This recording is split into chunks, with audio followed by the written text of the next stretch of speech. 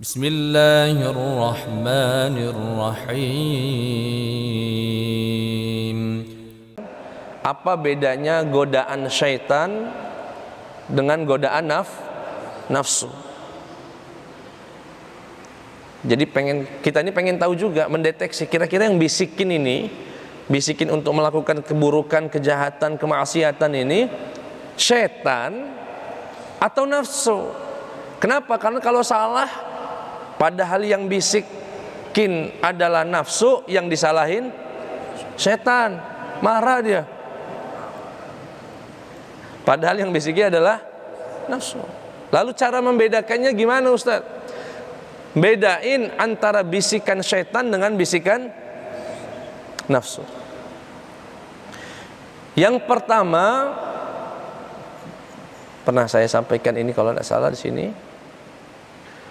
Syaitan itu bisikannya macam-macam, tidak fokus pada satu maksiat.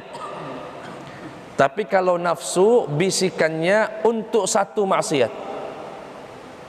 Contoh, bisik dia kan, setan ini, ambillah tuh, ambil. Korupsi nih, nak korupsi, ambil, ada 200 juta untuk kamu. Kita ngelawan nih, hati ngelawan, iman kita melawan. Oh enggak, ini enggak jelas, ini harta ini enggak jelas, syubhat, haram. Udahlah ya, dia nih ya sudah, kalau enggak mau ngambil enggak apa-apa. Dah, setan itu pergi. Datang lagi dia bisikin, udah enggak usah sholat. Enggak, saya mau sholat. Pergi lagi setan itu.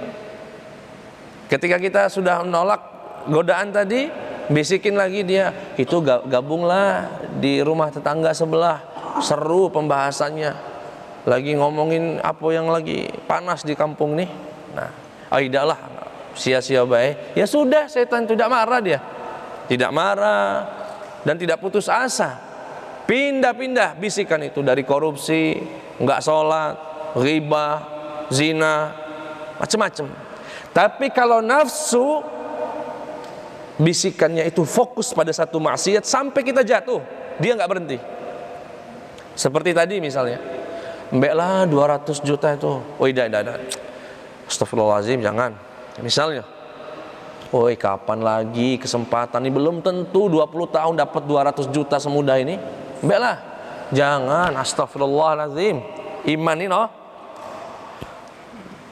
Di rumah itu anak nak beli motor, nak mulai kuliah dia itu, dari mana motor? Nah, mulai mikir dia. Oh tidak ada, astagfirullahaladzim.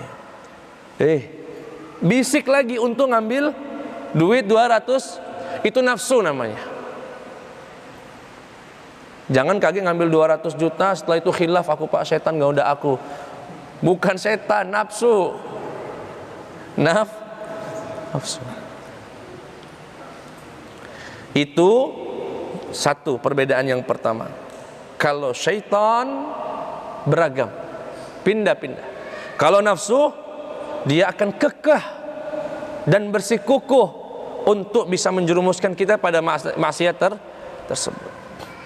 Maka dari situ perbedaan yang kedua, kalau syaitan ini mudah ngusirnya. Baca a'udzubillahi minasyaitonirrajim, pergi dia. Dibacain Quran, pergi. Bahkan dalam hadis dikatakan, jika dikumandangkan azan, syaitan akan lari mencari tempat yang tidak lagi ada suara azan, bahkan larinya sampai terkentut-kentut. Hanya dengan azan. Kak Mamat itu, mana Kak Mamat nih?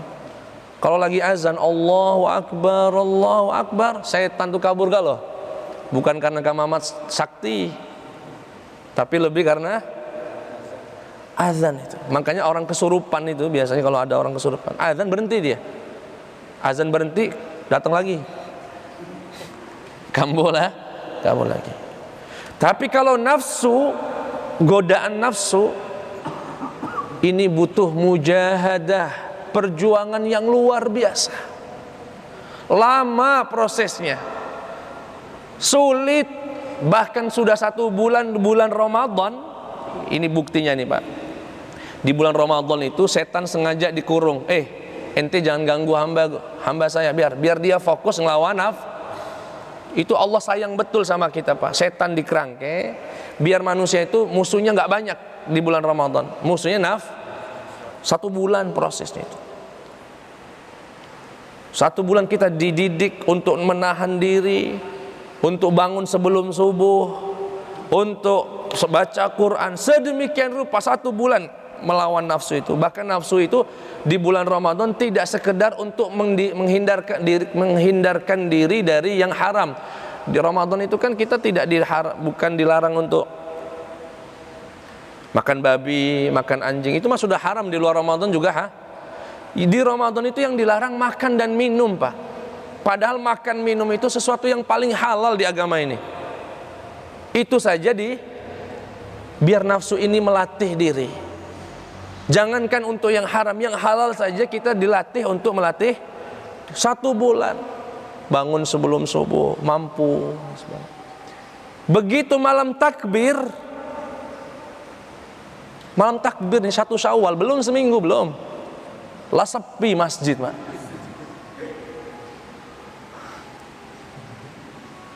Wallahu a'lam ya. Bapak harus jujur dengan diri masing-masing, enggak perlu jam.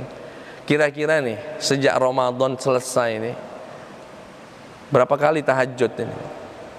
Padahal bukan tahajud lah, jangan tahajud. Bangun sebelum azan subuh. Padahal 1 bulan rata-rata kita ini 1 jam sebelum azan subuh lah bangun.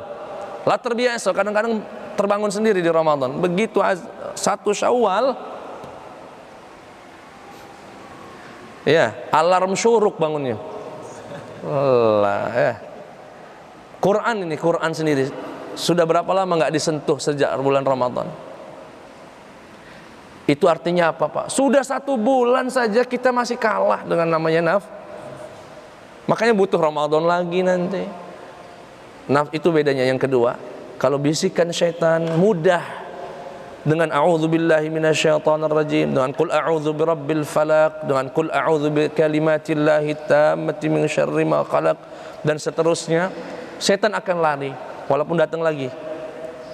Tapi kalau nafsu, panjang prosesnya. Panjang, Bro.